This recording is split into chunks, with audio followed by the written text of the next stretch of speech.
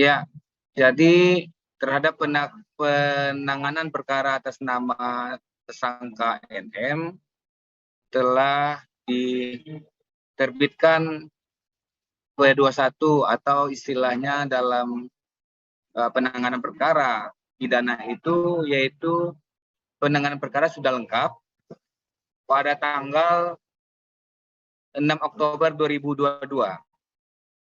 Oleh karena itu, kami terhadap P21 tersebut tentunya harus ditindaklanjuti oleh rekan-rekan dari penyidik Polresta Serang untuk penyerahan tersangka dan barang bukti. Dan penyerahan dan tersangka barang bukti tersebut dilaksanakan hari ini, yaitu tanggal 25 Oktober 2022 semenjak dari siang, dan baru bisa kami lakukan penahanannya di sekitar jam 7 malam, dan telah kami saudara NM telah kami lakukan penahanan di rutan kelas 2B Serang selama 20 hari ke depan, tertanggal dari 25 Oktober 2022 sampai 13 November 2022. Itu mungkin.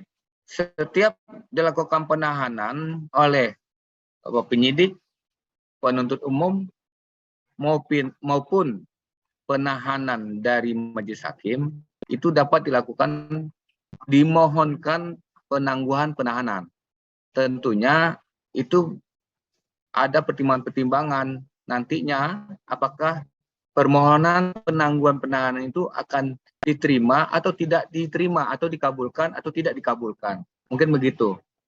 Bahwa yang bersangkutan tersangka NM dipersangkakan melanggar pasal 27 ayat 3, junto pasal 45 ayat 3, atau pasal 36 junto pasal 51 ayat 2 Undang-Undang Nomor 19 Tahun 2016 tentang perubahan atau Undang-Undang RI Nomor 11 Tahun 2008 tentang informasi dan transaksi elektronik, dan atau pasal 311 KUH pidana.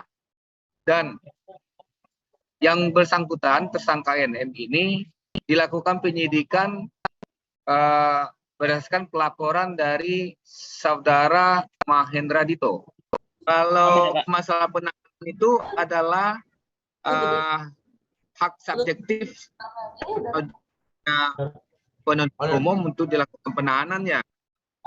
Sehingganya apapun pertimbangannya adalah untuk pelancar dari penuntutan, kemudian tentunya untuk memenuhi pasal 21, yaitu pertama agar saudara tersangka NM tidak melakukan pidana lagi. Yang kedua, ya, jadi kami melakukan penahanan itu adalah dasarnya adalah hak dari penuntut umum untuk melakukan penahanan berdasarkan hak subjektif yang ya jaksa penuntut umumnya. Oh gitu ya, saya kan tadi nggak sempat melihat itu karena setelah saya menyaksikan kesehatan dari saudara tersangka NM, saya langsung ke rutan untuk persiapan dengan pihak rutan tentang administrasi dan penempatan yang bersangkutan di dalam rutan itu sendiri. Mungkin itu ya. Jadi apabila ditanyakan ke saya, apakah saya melihat yang bersangkutan itu teriak-teriak, saya tidak ada di tempat ya. Tapi kalau misalnya ada rekan-rekan mendapatkan video yang seperti itu dari rekan-rekan media, mungkin itu bisa saja.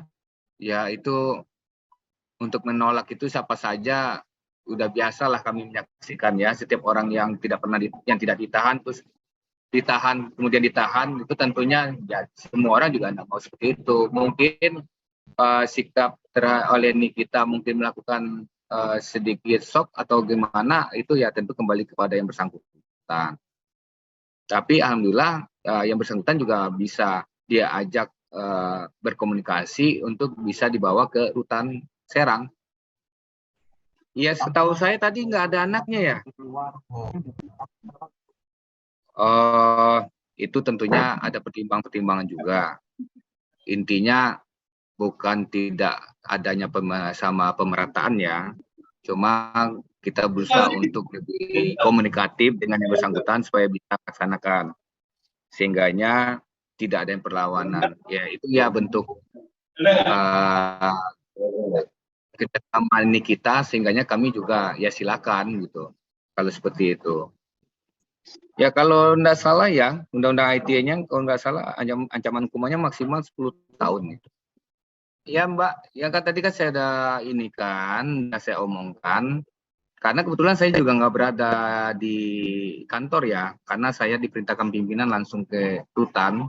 Jadi saya nggak tahu tuh apakah yang bersangkutan minta ketemu anak atau ke rumah dulu apa gimana. Yang jelas dengan diskusi dan komunikasi dengan saudara tersangka NM yang bersangkutan mau dibawa ke rutan Serang gitu aja.